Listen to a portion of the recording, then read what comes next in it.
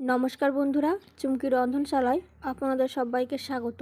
এই রেসিপিটা আপনাদের সাথে শেয়ার করার সময় আমি কিছু টিপস আপনাদের সাথে শেয়ার করব। এছাড়াও কড়াইশুঁটির পুরটা কী এমন দিলে টেস্টটা আরও অনেকটাই বেড়ে যায় সেটাও আপনাদের জানাবো।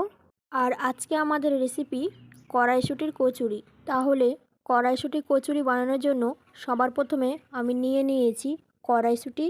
আর কড়াইশুঁটিগুলোকে আমি আগে থেকে ছাড়িয়ে রেখেছি। আর এখানে আমি ফ্রেশ কড়াইশুঁটি নিয়েছি। আর আপনারা চাইলে ফ্রোজেন কড়াইশুঁটিও নিয়ে নিতে পারেন। এবার এই কড়াইশুঁটিগুলোকে পেস্ট করে নেব সামান্য একটু জল দিয়ে। শুধুমাত্র সামান্য একটু জল দিয়ে ভালো করে পেস্ট তৈরি করে নেব। সামান্য সাদা তেলটা গরম হয়ে গেলে তার মধ্যে দিয়ে দিচ্ছি হাফ চা চামচ হিং, হাফ চা চামচ কালো জিরে। এবার গ্যাসের ফ্লেমটাকে মিডিয়ামে করে 30 থেকে 40 সেকেন্ড এটাকে একটু ভালো করে মিশিয়ে নেবেন। এবার আমরা যে আদা লঙ্কার পেস্টটা করেছিলাম সেটা এখানে দিয়ে দিচ্ছি। আদার কাঁচা লঙ্কাটা ভালো করে কুক হয়ে গেলে এর মধ্যে দিয়ে দিচ্ছি কড়াইশুঁটির পেস্টটা।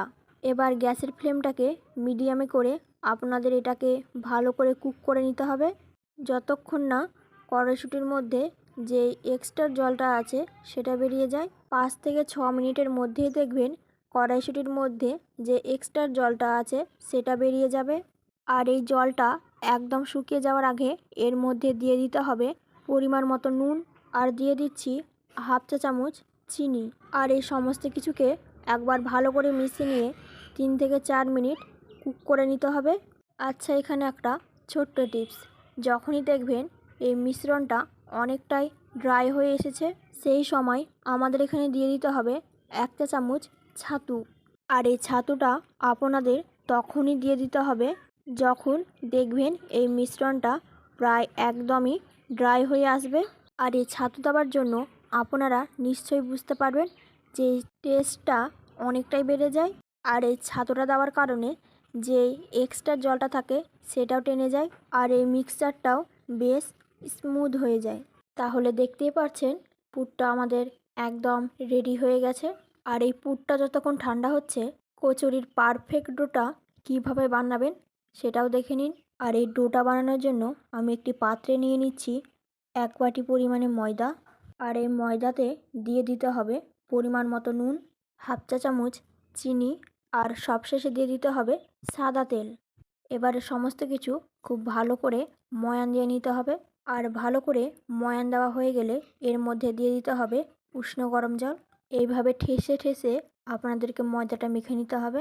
জলটা চেষ্টা করবেন 2-3 বারে দিয়ে নেওয়ার, যাতে জলের মেজারমেন্টটা আপনাদের কন্ট্রোলে থাকে। আর ঠিক এই রকম একটা সফট ডো আপনাদেরকে মেখে নিতে হবে। 10 থেকে 15 মিনিট এটাকে রেস্টিংয়ে রেখে দিতে হবে। আর রেস্টিংয়ে রাখার আগে অতি অবশ্যই ওপর থেকে একটু তেল লাগিয়ে নেবেন যাতে ওপরটা ড্রাই না হয়ে যায়। আর এটা যতক্ষণ রেস্টিংয়ে আছে কচুরিগুলো ভাজার জন্য কড়াইতে তেল গরম হতে দিচ্ছি। আচ্ছা, এবার আপনাদেরকে দেখাচ্ছি রেস্টিংয়ে থাকার পর ডোটা কতটা নরম হয়েছে। এবার এই ডোটাকে আরও একবার মেখে নেওয়ার পর লেচি কেটে নেব। আর লেচিটা কাটার সময় আপনাদের অবশ্যই মনে রাখতে হবে যে লেচিটা খুব বেশি বড়ও হবে না আবার খুব বেশি ছোটও হবে না, মিডিয়াম সাইজের লেচি আপনাদেরকে কেটে নিতে হবে। আর এই পুর ভরাটা খুবই সহজ। তার জন্য লেচিটাকে হাতের মধ্যে নিয়ে বুড়ো আঙুল দিয়ে কর্নারটাকে প্রেস করতে হবে। আস্তে আস্তে দেখবেন লেচিটা বেশ অনেকটাই বড় হয়ে যাচ্ছে। মাঝখানটা কিন্তু কোনোভাবে প্রেস করবেন না, শুধুমাত্র সাইডগুলো আপনাদেরকে এইভাবে প্রেস করে নিতে হবে। এবার সামান্য একটু কড়াইশুঁটির পুর নিয়ে এইভাবে গোল করে লেচির মাঝখানে রেখে দিতে হবে। তারপর এইভাবে মুখটাকে বন্ধ করে দেবেন। আর মুখটা যখন বন্ধ করবেন খুব ভালো করে বন্ধ করবেন, তা না হলে ভেতরের পুরটা বেরিয়ে যাবে। আর তারপর এই পেছনটা হাতের তালুর মধ্যে নিয়ে খুব ভালো করে গোল করে নেবেন। তাহলে আমাদের লেচি কিন্তু পারফেক্টলি রেডি। আর ঠিক একই পদ্ধতিতে আমি বাকি লেচিগুলো তৈরি করে নিচ্ছি। আর লেচিগুলো বেলার আগে যাতে ওপর থেকে ড্রাই না হয়ে যায় তার জন্য অতি অবশ্যই একটু তেল লাগিয়ে নেবেন। এবারে লেচিগুলো বেলার জন্য ওপর থেকে দিয়ে দিচ্ছি সামান্য পরিমাণে সাদা তেল। আর এই লেচিগুলো বেলার আগে আপনাদের একটা কথা খেয়াল রাখতে হবে, লেচিগুলো বেলার আগে এইভাবে হাতের আঙুল দিয়ে একটু প্রেস করে নেবেন যাতে ভেতরের পুরটা চারিদিকে ছড়িয়ে যায়। তারপরে একটা বেলুন দিয়ে হালকা হালকা প্রেস করে এইভাবে বেলে নিতে হবে। আপনারা নিশ্চয়ই বুঝতে পারছেন আমি খুব একটা প্রেসার দিয়ে বেলছি না। আর এটা বেলা হয়ে গেলে আমি ডাইরেক্টলি দিয়ে দেবো তেলের মধ্যে। আর কচুরিটা দেওয়ার পর একটা ছাঁকনির সাহায্যে তেলটা কচুরির উপর দিয়ে দেবেন, তাহলে দেখবেন গুলো ফুলে উঠছে। আর এক পিঠ হয়ে গেলে অপর পিঠ উল্টে দিতে হবে। আর চিনি দেওয়ার কারণে কালারটাও দেখতে পাচ্ছেন খুব সুন্দর আসছে। আর কচুরি দুদিকটাই ভাজা হয়ে গেলে একটি পাত্রের মধ্যে তুলে নেব। আর একই পদ্ধতিতে আমি বাকি কচুরিগুলোকেও ভেজে নেব। আশা করি এই পুরো রেসিপিটা বুঝতে আপনাদের কোনো অসুবিধা হয়নি।